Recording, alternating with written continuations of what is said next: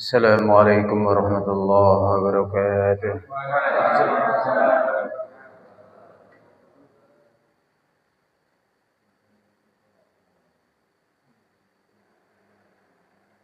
Alhamdulillahilladzi ala nikmatil imani wal islam wa kafa bihi nikmah. Asyhadu an la ilaha illallah wahdahu la syarika lah. Ahadan samadan lam yalid wa lam yulad wa lam yakul lahu kufuwan ahad. Allahumma salli wa sallim wa barik ala sayyidina Muhammad wa ala alihi wa ashabihi wa tabi'ina lahum bi ihsanin ila yaumiddin, amma ba'd. Faqad qala Allah ta'ala fi kitabihil karim, walladzina jahadu fina lanahdiyannahum subulana wa innallaha lama'al muhsinin. Wa qala Nabiyyu sallallahu alaihi wasallam, rahimallahu khulafa'i alladzina yuballighuna amin. Atau kama jaa fil hadis. Hadirin yang dirahmati oleh Allah Subhanahu wa taala, kita bersyukur kepada Allah taala hadir di rumah Allah taala, duduk di rumah Allah taala, berzikir di rumah Allah taala. Ini merupakan satu anugerah yang begitu sangat besar, yang kalau kita lihat hasilnya nanti di akhirat, betul-betul kita akan terheran-heran. Betul-betul kita akan bersyukur dengan sebenar-benarnya, bergembira dengan sebenar-benarnya. Ternyata duduk saya dulu di dunia, di masjid, di rumah Allah, berzikir, mengingati Allah, taat kepada Allah, ternyata hasilnya kayak begini loh. Luar biasa. Satu pemandangan yang belum pernah dulu kita di dunia melihatnya. Terbayangkan oleh otak kita bagaimana balasan-balasan amal yang kita buat di dunia. Besarnya balasan-balasan yang dulu pernah kita buat di dunia. In khairan fa khairun. Maka amal baik yang kita buat dulu di dunia, balasannya adalah kebaikan juga di akhirat Allah Ta'ala. Balasan-balasan yang dulu belum pernah terdetik dalam hati kita, bagaimana agungnya kenikmatan-kenikmatan yang Allah berikan dari hasil amal-amal kita yang telah kita buat dulu di dunia. Hadirin, begitu menyenangkan, begitu menggembirakan, luar biasa. Itulah nikmat yang Allah Ta'ala janjikan kepada hamba-hambanya yang soleh. A'tadtu li ibadiyas solihin ma la ainun ra'at wa la udhunun sami'at wa la khatara ala qalbi bashar. Surga Allah Subhanahu wa ta'ala, tempat kesenangan, tempat kegembiraan. Tidak ada lagi kesedihan, tidak ada lagi kesusahan. Adanya senang terus, adanya gembira terus. Ala sururim mutaqabilin. Masya Allah hadirin, nanti kita di surga akan saling berhadap-hadapan. duduk dengan begitu nikmatnya, makan dengan begitu nikmatnya, minum dengan begitu nikmatnya. Tidak khawatir kalau kita makan ini dan itu kok timbul masalah, kok timbul penyakit. Tidak seperti di dunia, hadirin. Makan kacang tanah, asam uratnya kambuh. Makan daging, darah tingginya naik.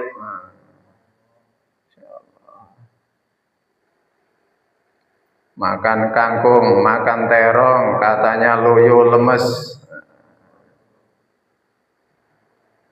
Hadirin yang dirahmati oleh Allah Ta'ala, kenikmatan surga tidak menimbulkan masalah. Bahkan masalah yang kita hadapi dulu di dunia ketika setelah makan perut kita ini merasa tidak enak, akhirnya kita ke kamar mandi, buang air besar, kita keluarkan kotoran-kotoran dari perut kita dengan sebab makanan yang kita makan. Maka di surga tidak ada yang namanya perut tidak enak. Kok ingin kita keluarkan, tidak ada. Enak semua, enggak nimbulkan masalah. Itulah surga Allah Subhanahu wa ta'ala. Surga-surga yang begitu indah, dari intan, emas, berlian. Kenikmatan-kenikmatan itu, hadirin, Allah siapkan untuk hamba-hambanya yang soleh. Maka kita di dunia ini, hadirin, punya PR, punya cita-cita, punya keinginan. Bagaimana saya di dunia ini menjadi hamba-hamba Allah yang soleh. Insyaallah, hadirin. Kalau kita soleh, maka janji Allah dengan sebab kesolehan kita, balasannya yaitu surga Allah Subhanahu wa ta'ala. Hadirin yang dirahmati oleh Allah Subhanahu wa ta'ala, maka dengan kasih sayang Allah Ta'ala supaya kita ini menjadi orang-orang yang soleh di dunia, sehingga mendapatkan nikmat-nikmat dengan sebab kesolehan kita nanti di surga di akhirat Allah Ta'ala, dikirimkanlah para nabi, para rasul alaihi wassalatu wassalam. Yang semua para nabi, para rasul, ajaannya, seruannya, keinginannya, cita-citanya, fikirnya, risaunya, bagaimana seluruh manusia ini menjadi hamba-hamba Allah yang saleh. Sehingga setiap dari mereka mengatakan, "U'budullaha ma lakum min ilahin khairuh." Sembahlah Allah. Jangan menyekutukan Allah. Jangan menduakan Allah. Jangan kamu sembah selain Allah. Itulah seruan, ajaan, fikir, risau mereka kepada umat manusia. Sehingga orang-orang yang menyambut seruan mereka, kehidupannya akan berubah 100%. Bukan 20% hadirin, bukan 30% hadirin, bukan 50% hadirin, 100% orang yang menyambut seruan mereka akan menjadi kekasih-kekasih Allah Ta'ala, menjadi orang-orang yang soleh. Hadirin yang dirahmati oleh Allah Subhanahu wa ta'ala, maka hasil dari seruan para nabi dan para rasul betul-betul tampak hasilnya betul-betul barokah luar biasa hasilnya. Di antara mereka para nabi dan para rasul, itulah yang mulia Rasulullah sallallahu alaihi wasallam, Sayyidil Anbiya wal Mursalin, pimpinannya seluruh para nabi dan para rasul. Maka hasil ajaan beliau, seruan beliau, lahirlah yang namanya Abu Bakar. Lahirnya orang yang begitu sangat luar biasa, begitu solehnya, begitu takwanya, begitu kuatnya imannya, sehingga tidak ada yang selepas Rasulullah sallallahu alaihi wasallam yang layak menggantikan beliau meneruskan risalah yang mulia Rasulullah sallallahu alaihi wasallam, meneruskan cita-citanya Rasulullah sallallahu alaihi wasallam, meneruskan risaunya, geraknya Rasulullah sallallahu alaihi wasallam, melebihi Abu Bakar radhiyallahu taala.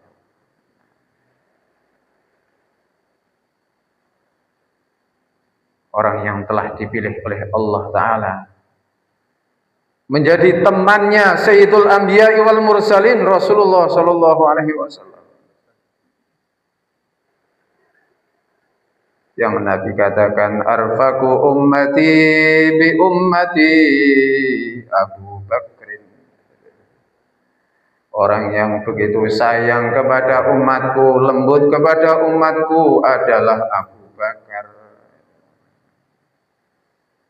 Abu Bakar ini mewarisi risaunya, sifatnya yang mulia Rasulullah sallallahu alaihi wasallam yang begitu sayang kepada umat.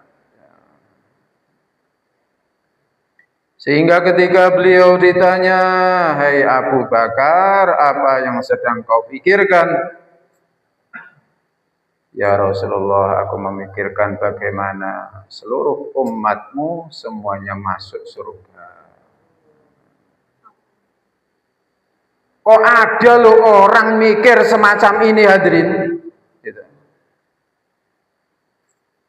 Kebanyakan manusia, bahkan hari ini, orang bagaimana mikir dirinya, seneng dirinya, sehat dirinya, mulia dirinya, masyhur dirinya. Tapi ini kok ada orang mikirkan selamatnya umat. Betul-betul kalau bukan orang pilihan itu tidak mungkin. Betul-betul ini pilihan, dipilih oleh Allah Subhanahu wa Ta'ala, memang layak. Sehingga kalaulah imannya Abu Bakar ini, hadirin, ditimbang dengan seluruh imannya manusia sepenuh bumi ini setelah para anbiya alaihi salatu wasalam, maka imannya Abu Bakar itu lebih tinggi. Imannya Abu Bakar lebih mengungguli. Lau wuzina imanu Abi Bakrin bi imani ahlil ard la raja'a bihi. Kalau imannya Abu Bakar ditimbang dengan imannya manusia sepenuh bumi ini, hadirin, maka imannya Abu Bakar itu lebih tinggi.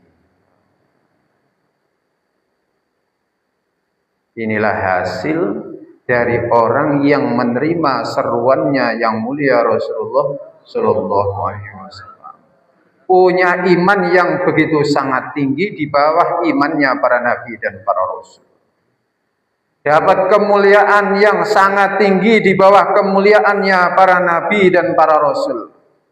Dan ini telah disepakati oleh para ulama, ijma'nya para ulama, bahwa derajat manusia yang paling tinggi setelah para nabi dan para rasul adalah Abu Bakar radhiyallahu taala anhu. Sayangnya kepada umat luar biasa, imannya kepada umat luar biasa. zuhudnya luar biasa, dermawannya luar biasa, kesolehannya luar biasa, pengorbanannya luar biasa, mujahadahnya luar biasa.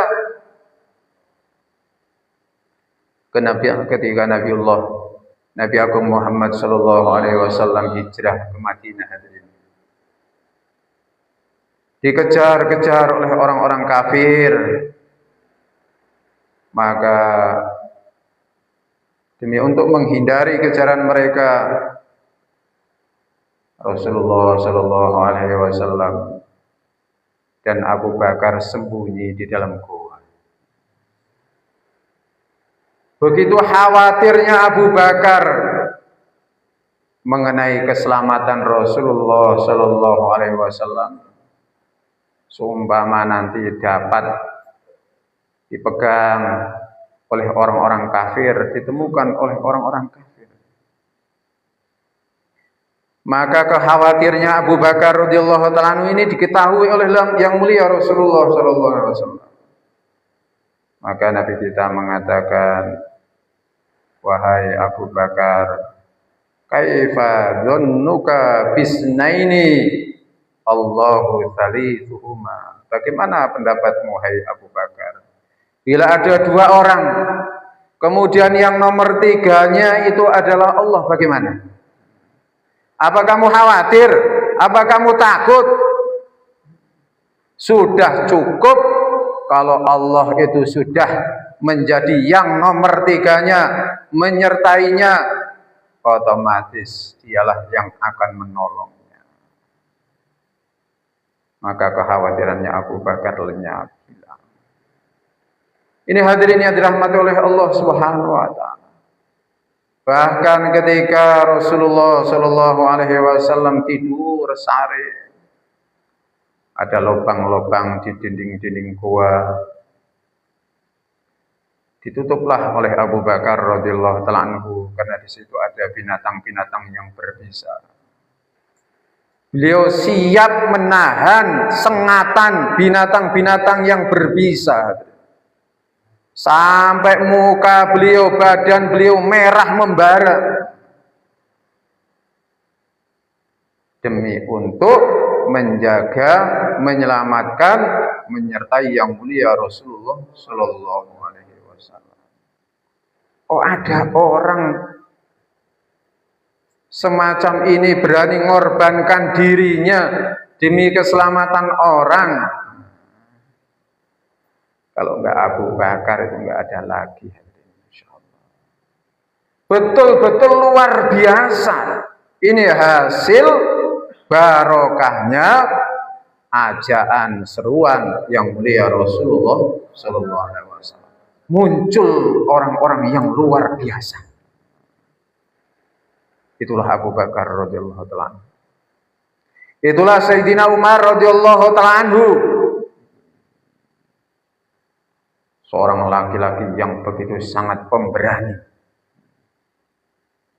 Bukan cuma ditakuti oleh manusia, bahkan ditakuti oleh setan-setan. Hasil apa ini hadirin? Hasil seruan ajaan yang mulia Rasulullah sallallahu alaihi wasallam. Saking solehnya, setan pun takut. Saking dekatnya kepada Allah, Masya Allah, sampai makhluk-makhluk tunduk kepada beliau, khidmat kepada beliau. Inilah hadirin yang dirahmati oleh Allah Ta'ala, hasil dari ajaan yang mulia Rasulullah SAW membentuk manusia-manusia yang dekat dengan Allah, manusia-manusia yang soleh.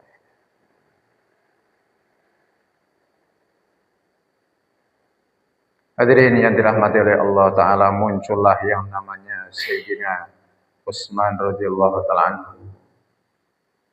Masya Allah, seorang laki-laki yang begitu sangat pemalu.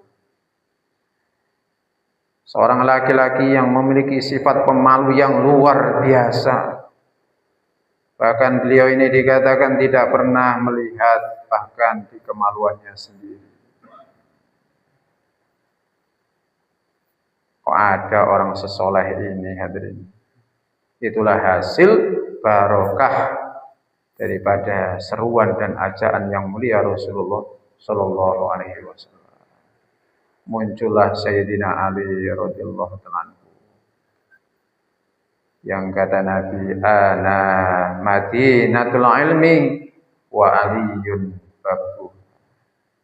Saya ini adalah kotanya ilmu, sedangkan Sayyidina Ali adalah pintunya. Siapa yang ingin ilmunya Nabi, pintunya lewat Sayyidina Ali karamallahu wajhah. Kok ada orang yang semacam ini, hadirin, itu muncul dengan sebab barokahnya ajakan seruan yang mulia Rasulullah Sallallahu Alaihi Wasallam. Ya ayyuhan nas, qulu la ilaha illallah tuflihun. Inilah kesuksesan yang Allah Ta'ala janjikan, yang Rasulullah Sallallahu Alaihi Wasallam sampaikan bagi orang-orang yang mau menyambut seruan ini, menerima seruan ini, maka dia mulia dunia, mulia akhirat.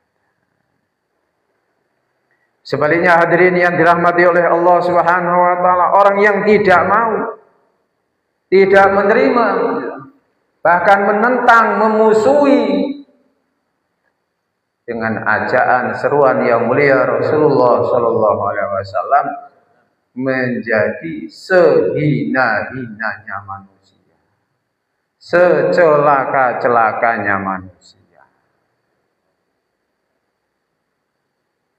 Mulai zaman dulu sampai akhir zaman nanti, hadirin, ketika umat mengambil, menerima seruan ajakan para nabi dan para rasul, mereka mulia.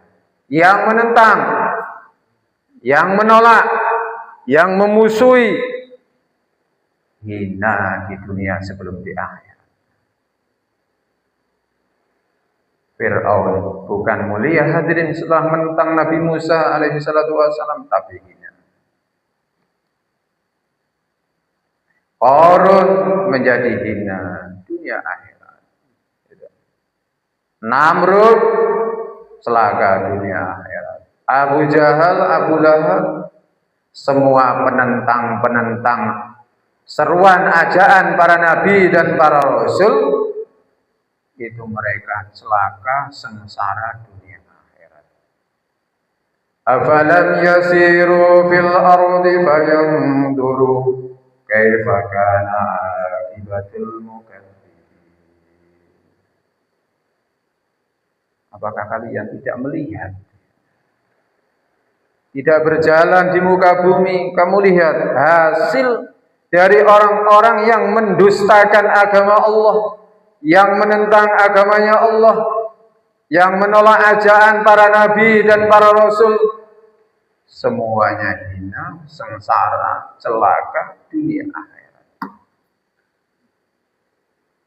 Maka hadirin yang dirahmati oleh Allah Subhanahu wa taala, kita tidak ingin menjadi golongan yang kedua, yang menolak, yang tidak menerima. Kita ingin menjadi golongan pertama.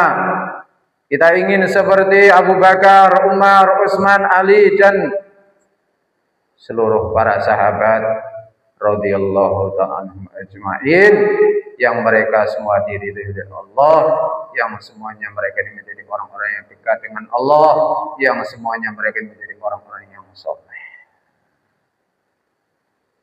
Maka kita terima ini kalimah, maka kita terima ini seruan, masukkan dalam hati kita, pikirkan dengan otak kita, wujudkan dalam perbuatan kita. Insyaallah hadirin, bukan sekedar iman, tapi iman yang betul-betul merasuk di dalam hati sanubari kita.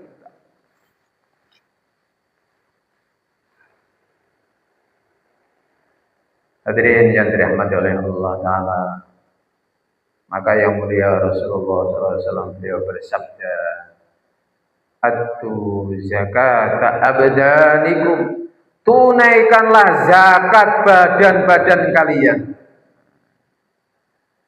Iya. Di dalam kitab Tangkehul Qaul, di situ ada fadilah, cerita mengenai fadilahnya la ilaha illallah. Kita disuruh oleh yang mulia Rasulullah SAW untuk menunaikan zakatnya badan kita. Badan kita ini ada zakatnya. Ada kewajiban yang harus dibayar dari onderdil tubuh kita. Apa hadir? Yaitu dengan mengucapkan la ilaha illallah. Itulah zakat badan kita. Ketika kita mengucapkan betul-betul, masukkan dalam hati kita, yakini dengan hati kita, pikirkan dengan otak kita bahwa tidak ada yang berhak disembah selain Allah. Tidak ada yang pantas ditunduki, ditakuti selain Allah. Tidak ada yang pantas dicintai, diharapkan pertolongannya melebihi Allah. Qul huwallahu ahad, Allahus samad. Dialah Allah zat yang maha tunggal satu. Tempat meminta, tempat bergantung seluruh makhluk. Maka kita ini hajat butuh kepada Allah Ta'ala, hadirin, 24 jam. Hajat butuh berharap kepada Allah untuk supaya selalu kita ini ditolong oleh Allah 24 jam. Selalu demikian itu, hadirin.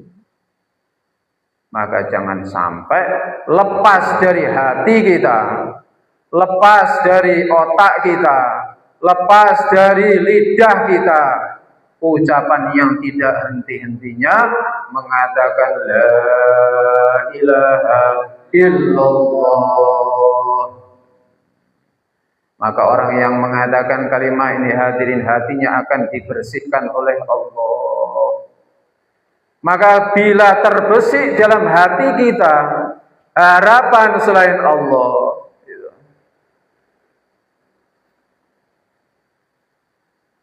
ketakutan kepada selain Allah, kecintaan kepada selain Allah, heran kepada selain Allah, maka cepat-cepatlah ucapkan la ilaha illallah. Hati kita akan bersih. Itu tandanya iman sudah masuk.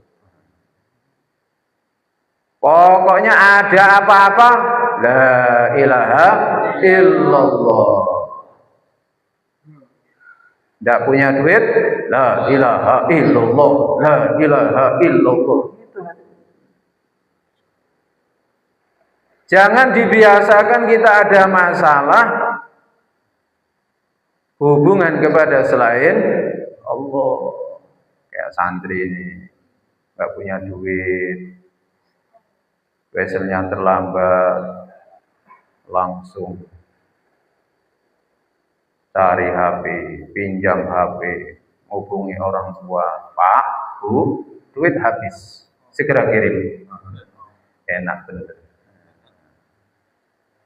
Padahal di rumah bapaknya pening, ibunya pening. La ilaha illallah. Coba lo kamu wiridan sehari itu la ilaha illallah 1000 kali. Insyaallah hadirin. Ben atine resik. Sehingga tidak ada yang diminta selain Allah, diharap selain Allah. Pokoknya ada masalah apa saja, kuatkan, kencengkan wiridan la ilaha illallah. Itu aja solusinya. Pak jaluk amalan Pak. Ben duwite akeh, ben usahane lancar. Wiridannya, amalannya, gitu, jimatnya satu saja.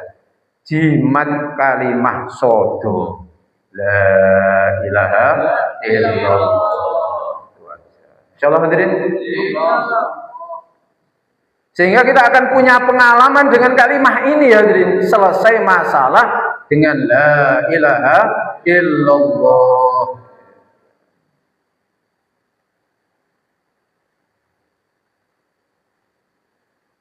Kok koyo yo.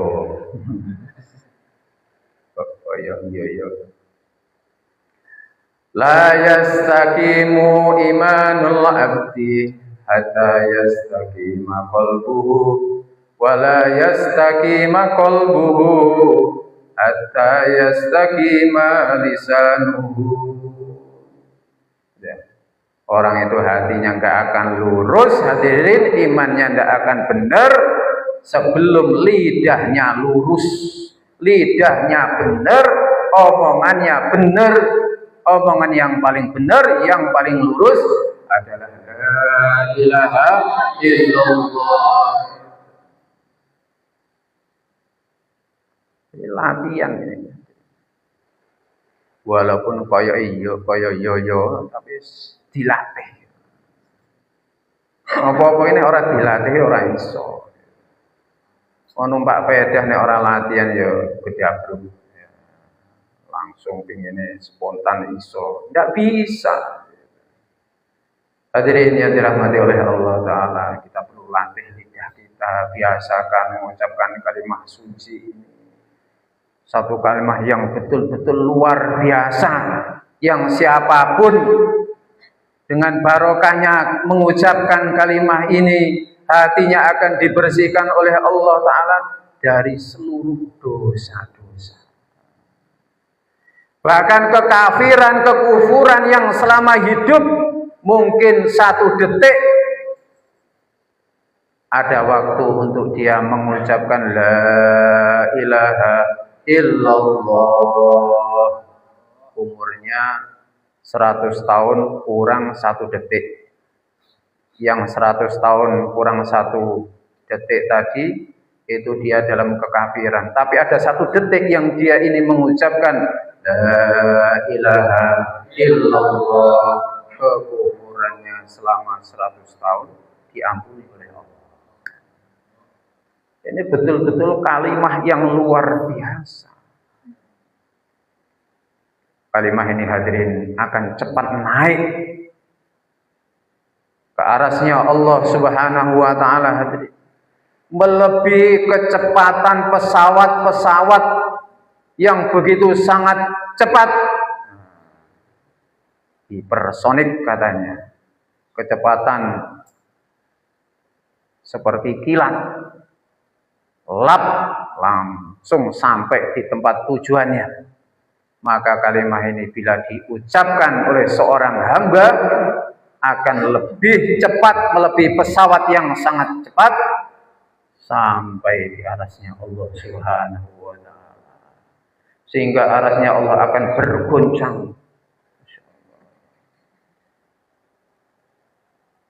Maka hadirin yang dirahmati oleh Allah Subhanahu wa Ta'ala, ini aras tidak akan berhenti sehingga orang yang mengucapkan la ilaha illallah semua dosa-dosanya diampuni oleh Allah. Insyaallah hadirin. Maka ihtazza arsyur rahman, arasnya Allah bergoncang. Apa sebabnya hadirin? Ada seorang sahabat telah meninggal dunia, ahlul iman, orang ahli tauhid yang imannya sungguh sangat luar biasa, yang menjadikan sebab arasnya Allah Ta'ala bergoncang. Saking gembiranya, saking senangnya dengan datangnya ruhnya orang-orang beriman. Maka hadirin yang dirahmati oleh Allah Subhanahu wa Ta'ala, kemudian langkah kedua kita wujudkan dalam perbuatan kita. Setelah kita yakini, kita pikirkan dengan otak kita, kita sekarang wujudkan dalam perbuatan kita.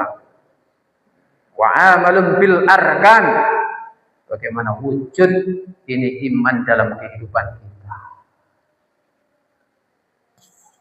Hidup seperti hidupnya orang beriman. Insyaallah hadirin. Bagaimana hidupnya orang beriman? Masya Allah, cirinya orang beriman hadirin itu di dalam